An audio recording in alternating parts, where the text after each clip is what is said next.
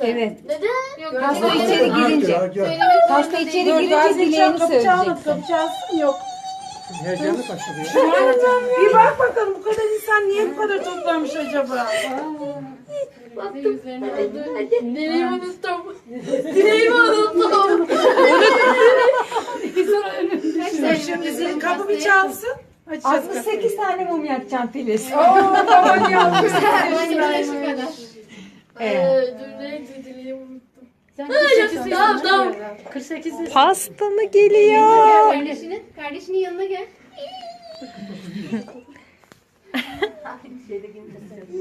Ne olabilir mesela pastayı nasıl bir şey bekliyorsunuz? Çilekli muzlu. Herkes ona bir tane şey çekiliyor. Bak nasıl meraklı. Herkes görüyor musun? Bir. Bize verecekler değil mi? Tabii sizi de paylaşacağız.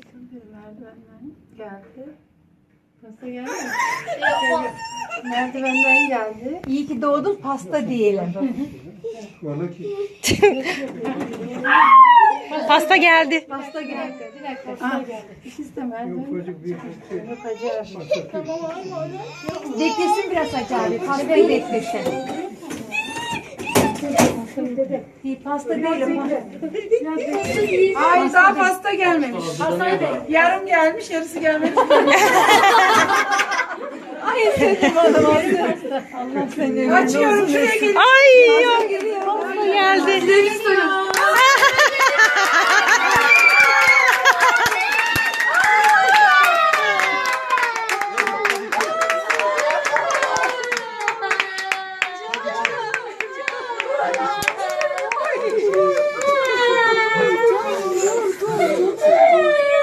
Canlarım benim. Tamam. Tamam, otur.